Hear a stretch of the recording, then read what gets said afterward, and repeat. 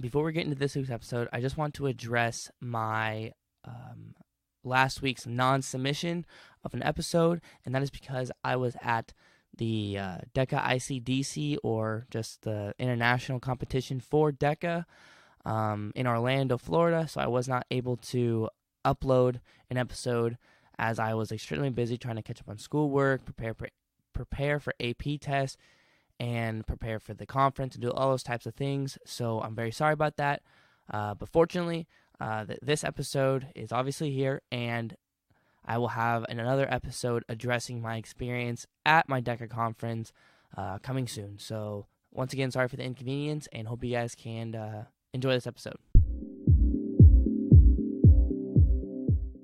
Welcome to the Lights On Show. I'm your host, Jacob Morissette, and this is the podcast about self-development.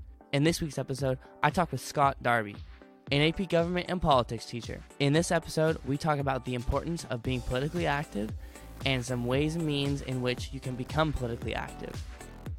If you guys enjoy this episode and bring some value to your life, please be sure to follow me on Twitter, and please leave a rating on whatever platform you're listening to this on. All right, Darby, so how do you feel right now? I'm feeling pretty good. This has been a long time in the waiting. I think this is the third scheduled appointment we've quote-unquote kind of had. Yes. So finally we're able to get it in. It certainly has been a busy time with AP testing coming up, and certainly all the disruptions that we've had. It has made it pretty difficult. But it's okay, because good. We have Forgive and Forget, and obviously you're here with me now. So let's kind of get right into it. Just let the audience know kind of who you are, describe what you've done, what you studied in college, why you are the way you are now. Sure. Just kind of brief. Go. I've always been interested in history and kind of government type stuff. Even when I was a little kid, I read history books for enjoyment, which is certainly unusual for 8 and 9-year-olds. But certainly I decided to pursue that passion. Graduated from the University of Washington with degrees in history. Diplomatic history was one of my areas of expertise, and also political science. Foreign policy, American foreign policy was my area of study. After that, I worked did an internship with a congressional congressman here in the area, and then I parlayed that into a job for a while. Then he lost his election, so I decided to go back to grad school. I went to the University of Kansas. I've got a master's degree and a MABD in political science. Alrighty, so obviously you are a AP Gov teacher right now, so AP United States Government and Politics. So what kind of led you to becoming a teacher? Because I think that's kind of that's going to help people really truly understand who you are, is getting the perspective of why or how you became the teacher that you are now. Yeah, it's an interesting story, because I would have never guessed I would have become a teacher, even in college itself. Yeah.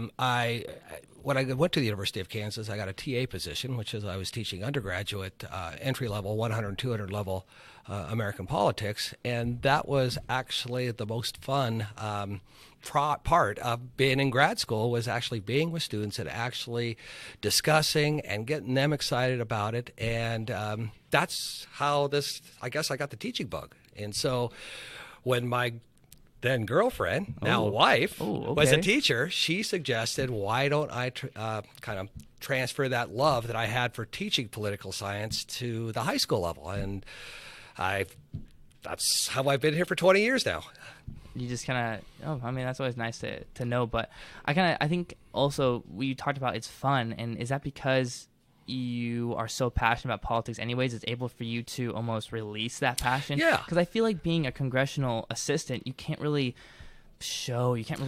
let the passion just ooze out of you. But being the teacher, you can. Certainly, one of your major parts of being a congressional aide is that you have to be and put yourself into the shoes of your employer, your boss. So you're not really allowed to have your own opinions. You are standing in place of your boss. Certainly when I get excited at talking about the issues that are important to me, certainly my voice gets a little bit louder and I get a little bit more excited on those types. Take off your glasses. Take off my glasses. I may even break them every once in a while. But yeah, I think when I get to discuss things that I'm passionate about, that really brings me to life. I mean, that just kind of sets me off to the core. And when I go home, I just can't wait to come back to get to work the next day. And I know it sounds kind of corny, but I really do enjoy waking up in the morning knowing that I get to talk about the things that I love to talk about, and I got a captive audience for 4 periods out of the day that we are going to discuss things that are important to me. I think there's another part. I think with seniors, they're making that transition from childhood to adult. And before, the things that they see that go around them kind of gives them a curiosity of why things work the way it does. Why doesn't it seem fair? High schoolers have an innate sense of fairness and an innate sense of justice. And that really starts coming to a head when they're senior year and they start discussing and seeing why they work that way, why they're doing the things they are. They really get curious about that. And so I think when I see students get excited about that, I think that has a lasting impact, that they have that same curiosity about finding out more about the way the world works and questioning. And maybe even going to say, how can we make it better? And so I kind of feel it's my civic duty.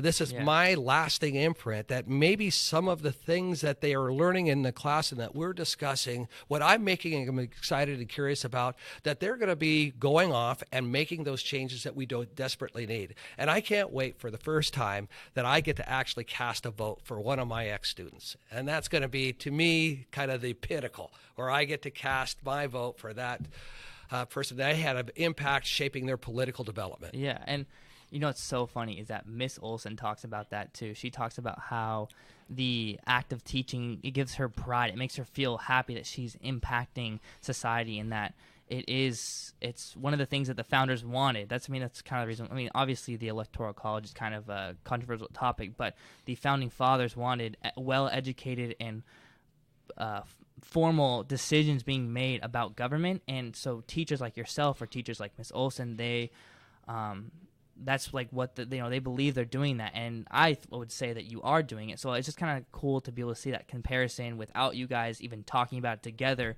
but you both ended up talking about how it's an important duty that is you guys feel like are being carried out, and that it's bigger than just the classroom. It's bigger than the grade. It's about the rest of the civilization of America and the history. I think you make a good point. I think a lot of people think social studies is about just memorizing names and dates. Yeah. And that's not what social studies is. At least that's not what good social studies is. When you're studying social studies, it's about being able to weigh the evidence and come to decisions based on the evidence, based on the discussion, based on compromise, based on all sorts of things, that you're able to take that in and you're able to make a decision for the betterment of society. And I think that good social studies has that bigger picture in mind that forces students to look at that bigger picture rather than just memorizing dates and names. I would argue that's the least important stuff. And I would say the same thing. Memorizing the Constitution is not that important, but understanding how the Constitution basically channels our discussions, and that how it really is kind of a guidepost for our arguments, and how that works, I think, is more important. All right, absolutely. So kind of segueing, I think that's how it is, into the actual written down questions I have. But how can people benefit from being politically active? Like what type of, we always talk about this in the voting type of thing, but not what type of, what's it called? We literally just talked about participation in different ways. It's like, what's like the reward? Like what could be a good incentive, or like why is it important that we are politically active? Well, and I think really you get to the point, it's got to be intrinsic, and that's the motivation, that you have to be a part of and actually care about the larger society in itself. And we are a democracy where citizens are an integral part of that. We talked about in class maybe some other countries that put some sort of monetary fines that if you don't vote or don't participate in the process. But to me, a democratic society is a willingness and an understanding that citizens have a responsibility intrinsically Yeah. to participate in the process and understand, okay, that you are a part of the larger discussion and shaping that larger discussion. You may not always win, and you have to understand that. And that's whatever problems is that we expect to win 100% of the time. Yeah. But in a democracy, you're part of a larger compromise between, as Madison says in Federalist 10, factions that are coming to a compromise between these different groups. And that's really what a pluralist democratic society and being a part of it, I think, is all about, that you are a part of the discussion. You are part of shaping that decision-making process. Now, we are a republic, of course. Yeah, but again, yeah. when we look at those linkage institutions, the way that those elections and the political parties and the interest groups, that, again, via these avenues, that you could play an integral part in shaping those decisions and that discussion, and you got to play a part of that. Yeah, because I feel like, we talked about this in class too, and this is kind of where a lot of the questions I have come from, is the inspiration from class discussions. But I think a lot of today we have this idea of our vote doesn't matter, and that voting isn't going to do anything anyways. Like we don't have a direct democracy, or blah, blah, blah. All this garbage that are kind of deterring people from trying to do the super simple registration when it comes to some states, at least. I know some are a little harder, but still, nonetheless, you have a good point that it's this idea of like it shapes what we do. If you vote for a certain president, you do have a voice, and you do have the ability to change America. And if you have an opinion, you should vote. Yes, right. There's always, and with the factions, right, in Federalist 10, there's always going to be a group of people that has a similar interest to you. And even though you may be small, getting your voice in there can amend a bill. It can get that one small little win that you need, and then you can be happy. You can get what you want. And we've talked about how important agenda setting is. Yeah. And so even the politicians understand the voice of the people, and getting them on their side is a huge leverage piece in the political process. And so that right there shows you the importance that people play in the process.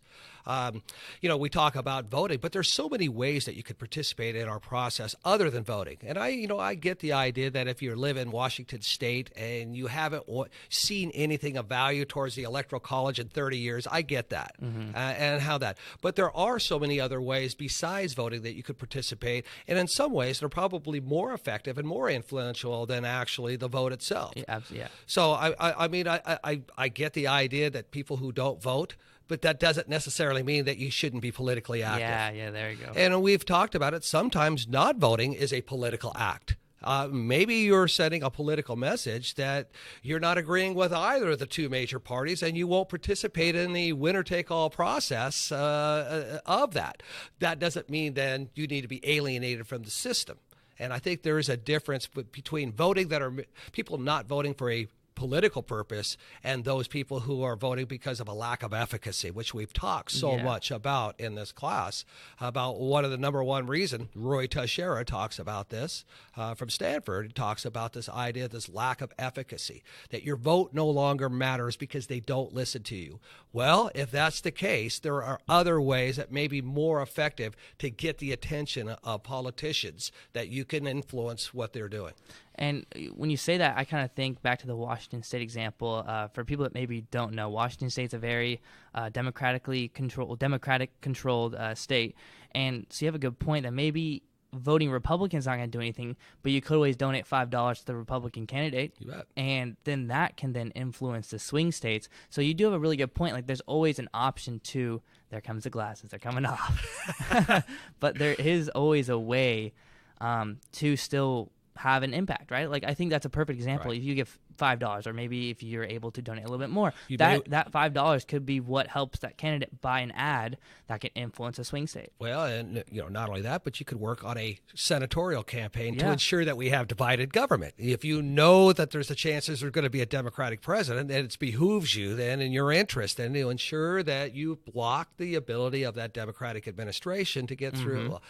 You might work extra hard then on a campaign to ensure and increase the chances of a senatorial candidate winning in this election, which may tip the balance then of the legislative branch, again, providing a check then on the president through the political party system and divided government. Absolutely. So, and then plus you also have the on the state level too. We have states which are ran they are ran like the votes of the citizens go directly into like there's no like electoral college type. Yeah, there is nothing as far as popular vote. It's a direct it's democracy a popular part. vote. Yes, and I'm not sure if this is quite that big of a problem, but I think if people might see that as a problem to not vote at least in their local level, that could also be like just this clarification and understanding that their vote could potentially be that one vote that swings over a policy change that you may or may not want. Yeah. And then the same thing with local elections. You can fund local mayors or local, in-state senators or in-state congressmen. There's tons of options. Certainly when you're talking about a presidential election that may have, 40, 50, 60 million participants coming out nationwide. But if you're in Roy, Washington, you're only going to be one of a few hundred votes. Again, numerically, weight-wise, you have a much more of an important say through your voting process at these local governments versus the national. And I think people get lost in that state government is really where all the action that impacts your daily life. And Tip O'Neill said it best, all politics is local. The idea that most of the things that impact your daily life, from the types of roads, the types of education your kids have access to. It's like most taxes. Most taxes is all done here at the local level. We get fixated on the role of the presidency, I think, sometimes, and the role of the national government. But, when you get down to it, the states are probably much more important to your daily life than the national government. And that's why we have federalism. That's why the United States was set up on which Federalist paper was it that talked about federalism? Well, it's certainly the 10th Amendment that talks about this. It talks about in Federalist 51 as well with the checks and balances, that we have that dual checks and balances, vertical and horizontal. Right. Yeah. And then I think you may have shifted this, but how has being a congressional aide, or how has being in politics shaped your knowledge? Because obviously you can learn a lot from in school, but it takes sometimes people have to learn on the job experience. So specifically, what from your congressional days kind of shifted a lot of your attitudes or your skills that you've developed that you use now? Certainly, about how in politics how reality works is far different from the textbook version. Certainly when you talk about the log rolling deals that go on between congressmen and some of these back channel things, just the idea of relationships, textbooks can't capture how important that is in the process of getting things done. The system officially is set on checks and balances, and you have to have these unofficial tools, these things that aren't talked about, that is built on lasting and trusting relationships between individuals to get things done. That's really what the breakdown in our system is the breakdown of relationships. It's nothing different that's constitutional. Yeah. The Constitution is the same Constitution of the 1950s. Obviously, things have changed as far as interpretations, but the basic structure outlined in the Constitution hasn't changed. That it's the relationships that they've had and the breakdown in the relationships that's really had this negative impact on polarization. And I'm not sure that textbooks really understand that soft power rather than the official stuff, and how important that is in the political process. When you're in it and you see this working, that's something that's really difficult to explain to students. But certainly is shaped that is just as important to understand that part as the constitutional and the official rules and the structures of the institutions themselves. I would say that's probably the biggest thing that I noticed the difference between being in politics and being on the outside talking about politics. Yes. Yeah. I think that's a really good point too, because I think specifically where you worked at with congressional stuff, and the way that you do teach your classes, you don't really, obviously we do all of our homework through the textbook, but the way I've always looked at all of our homework in this class is we have the textbook interpretation, we have the little textbook interpretation, and we have your interpretation with your Darby note textbooks. And my diagrams. And your diagrams and the things that you've made. So we get all three perspectives. And I think that's why your class is so famous, at least in this channel area, because everyone talks about, oh, you're going to take AP Gov with Darby your senior year. You're gonna take, this whole general Graham, Spanaway, Eatonville area knows about you. And I think it's because you do have those experiences that allow you to open up that third perspective. And that's exactly what this podcast is all about, right? Perspectives count for a lot. And I think you can't understand the process without understanding Yeah. that third way, Mm-hmm. the stuff that's not in the textbook, because that is such the important part of our governmental system that is talked about to some extent, but rarely understood. You have to be able to feel it. And yeah. you help us feel it. Well, that's good. I'm Yeah. glad to hear that, because that is the political game. And certainly there's a lot of good books out there that discuss it. Hendrik Smith's Power Game is one of my favorites that talks about that insider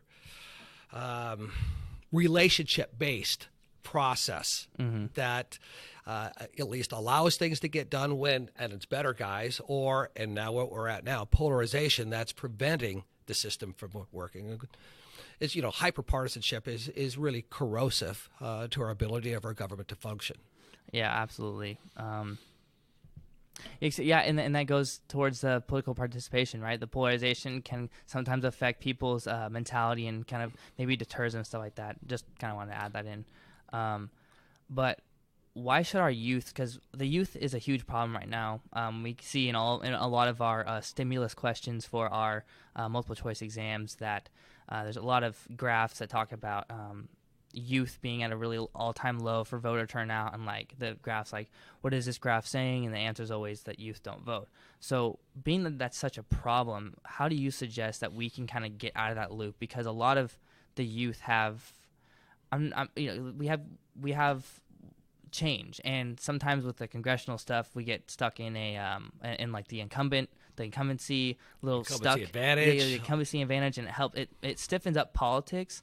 And then it doesn't allow for a lot of change. So allowing young students, or at least a voice that hasn't been heard recently, to flourish can maybe change something. Well, I certainly would argue that it's imperative for people under 30 to be involved. Certainly the politics and certainly the solidification of policies that have not had change in the last 20 years are impacting the youth disproportionately negatively. We've talked about it. We joked with ARP, the old people, Social Security, it's the third rail. You touch it, you die. But at the same time, college debt, as Monk says, young people coming out of college is at an all-time high. So, again, when young people aren't part of that process, there's a self-interest. You get screwed. Certainly the people that participate in the process, the loudest, that are most active, are going to tend to get their way, and the people that are not part of the process very rarely get anything else. Yeah, there's a whole new breed of exciting new politicians, I think, that are getting young people involved. For example, Alexandria Ocasio-Cortez is certainly along this new breed of politician that are really exciting young people that, with the issues that she champions, are the issues that young people think are important, such as the Green New Deal and environmentalism, and certainly this idea of free college of even Bernie. Bernie really started this leftist movement. Some people might call it socialist, but certainly these are the issues that are important to young people: college tuition, the environment, and certainly we're having more and more politicians speaking out and championing those young people issues. It's got to be the hope that these politicians are leading a movement of young people that are bent on shaking up the system a little bit and changing the system that will benefit this younger generation. Certainly, that's got to be the hope. I think Pete Buttigieg, as far as running for president in 2020, has that same kind of possibility. Is he the Asian guy? No, he's not. He's the young 37-year-old running for president who's the mayor of South Bend. South Bend? Yeah. Like Washington? No, South Bend, Indiana. I think I know. I don't know. I know like some guy from Texas is. That's Beto.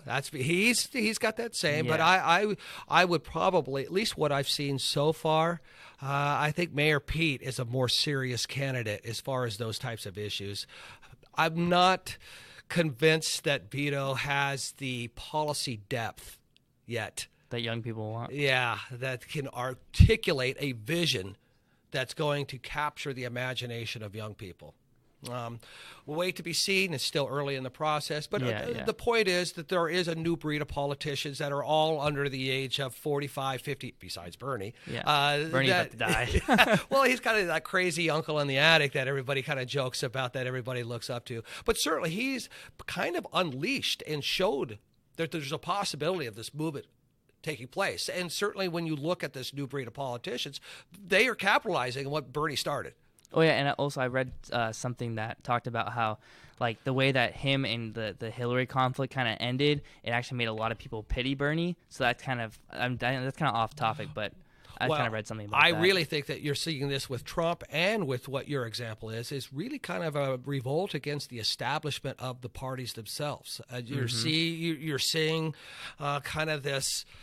I don't want to say it started with the Tea Party, but you certainly see a lot of the Republicans that support Donald Trump very angry at the rhinos or the Republican establishment, and they don't like them just about as much as they don't like Democrats. Yeah. And you're starting to see the same thing, that, Hillary was the Democratic Party establishment, and that really came through as kind of a bitterness that came out of the 2016 election and certainly out of the convention. You saw the change in the superdelegate system now. You're seeing kind of a revolt against the party establishment, wanting to take the parties in different directions. Republicans first in 2016. I think we're starting to see this in 2020. For the Democrats? Yeah. Yeah. Much further left. Absolutely, yeah, absolutely. Especially because you're talking about the whole like new younger generation of these politicians, and they happen to be more on the socialist side of the Democratic Party. Yeah, well, I think you saw a kind of a battle for the heart and soul of the Republicans in 2016. Yeah. I think you're going to see a battle of the heart and soul of the Democrats in 2020. Yeah, that's a really good point. I'm thinking about it now. That's like right in there. Well, and it's going to be interesting. Biden is going to throw his hat in the ring tomorrow, and it's going to be interesting to see the reaction of that group to Biden's candidacy and whether Biden's candidacy can gain any traction with that Democratic Party, or has the Democratic Party now starting to move on? Mm-hmm. How can we start? How can we start becoming more politically aware? What are some ways that you would recommend that we get involved, get a little bit more passionate in the political world? And you probably touched on it about it. I'd probably say, if you were just going to quick answer, like understand that you can do something, understand that it's important. And I would still go back to it. All politics is local. Get involved here in your local areas, even at your own schools.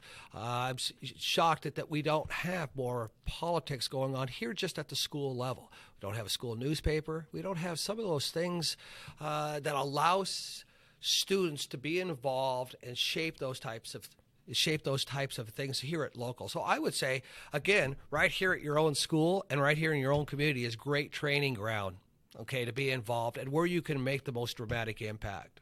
Mm-hmm. So just now kind of getting into the final quick question segment. So quick question doesn't necessarily mean quick answers. You can elaborate as much as you would like. That's probably preferred.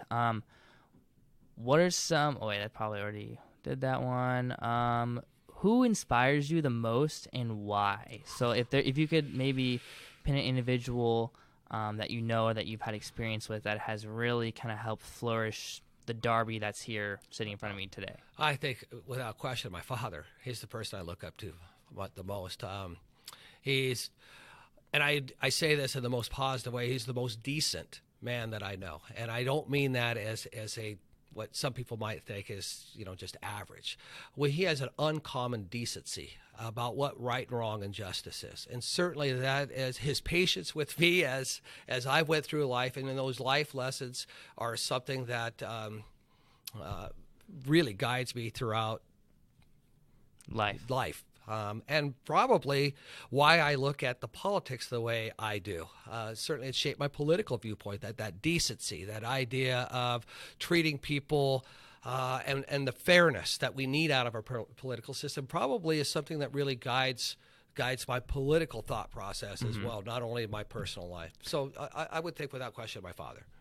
So you talk about the decency, but obviously I'm not gonna ask you about your political standpoints. That's a no-go zone. But maybe in like your teaching habits, like kind of give an example of how that decency transferred over to your teaching. Because I think even for me right now, like I understand what you're trying to talk about with the decency, but like what does that mean to your profession? It's a great question, and I think it's the idea that I treat everybody with an uncommon fairness and patience. You got a lot of patience. Well, My son may not disagree with you on certain times, but certainly with students, it's a lot easier to be patient with them and always be kind of an uplifting rather than focusing on the more negative aspect. And certainly it's easy to focus it on some of the negative aspects, but trying to keep it that positive and trying to build people up and trying to look at that, I think is the decent thing to do. And that's something that your father practiced with you and you were able to observe as a child. And certainly I know there are times that was really hard for him to do that. But I could say that, his patience and his decency and always trying to uplift me and with that cheery disposition and to approach problems and life that way is certainly something that I've taken away from our father-son relationship.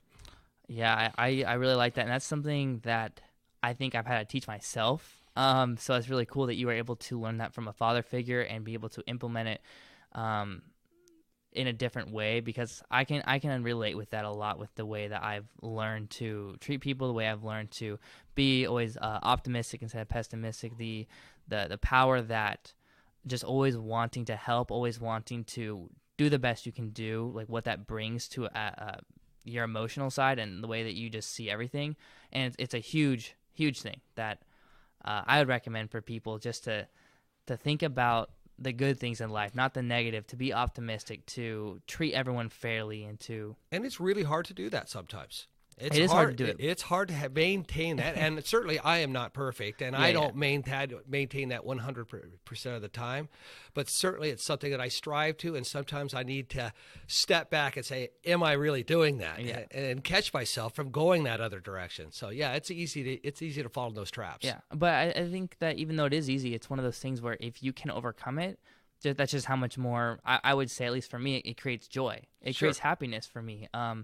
So, and maybe some are different, but being able to overcome that is definitely a joyful act. And I talked about that, how much I love my profession, how much I love getting up in the morning, and certainly you're super optimistic. You're optimistic even to go right up in the board for 2 hours straight, and then just get up there and wave your hands this way, wave your hands that way, be like, don't you understand this? Yeah.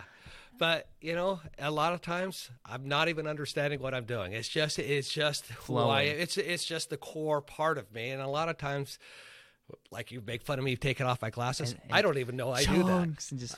I don't even know I do that. Yeah, I think, but that's definitely one of the things that makes you such a great teacher, though. Just an FYI, like the passion is easily seen through all your students. I think that's the reason why you have some of the best test scores. Isn't it like probably in the district? You probably have some of the best. No, I don't know. I would assume probably so. But again, I've always said the test is important, but the test is not the true measurement. Well, the true measurement, and I'm going to say this now, is what kind of differences are you going to make in your community years down the road? And so your test, is not going to be May 4th.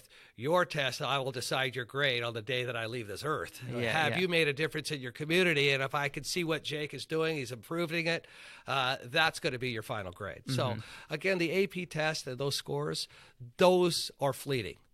But what you bring to your community for a lifetime is something that's going to be there forever. Yeah.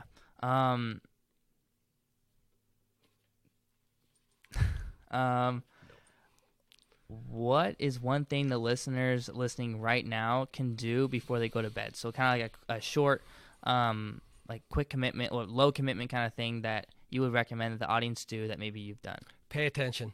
Just pay attention to what's going on. I think that's a minimum of what you can do, is the understanding the environment around you, understand the plight of your fellow citizens, understand the issues that are gripping our neighborhoods and our country. Those are the things that you can do without, anymore it's taking a great deal of effort with the proliferation of media and there is fake news, and trying to decide through all this is becoming a lot more difficult to become informed. But becoming informed and becoming educated, I think, is something that we all can do on a nightly basis. And is minimally in a democratic society what we should be doing. But I think you talked about the whole fake news thing. I'm not trying to get into that, but even if you are consuming like a cable news or a more narrow casted thing, at least you are consuming a perspective. Yes, I'd say that that's better than none. A little is better than none. And I love your use of vocabulary. It shows narrow that you casting, understood yes. it. Narrowcasting, yeah, certainly it is. But I would say that's even better when you try to balance it out. Yeah, for sure. It's 100% better to get multiple perspectives and then to think about it and use your own opinions. Write it down in your own words if you really have to. Yeah, it's tempting to stay in your echo chamber, to be reinforced that you're always right. Yeah. But you need to hear information that goes against that scheme of yours and to make you think. But yes, I'd say any information is better than none. Yeah. And then lastly, what is your favorite book and/or / so you can do both?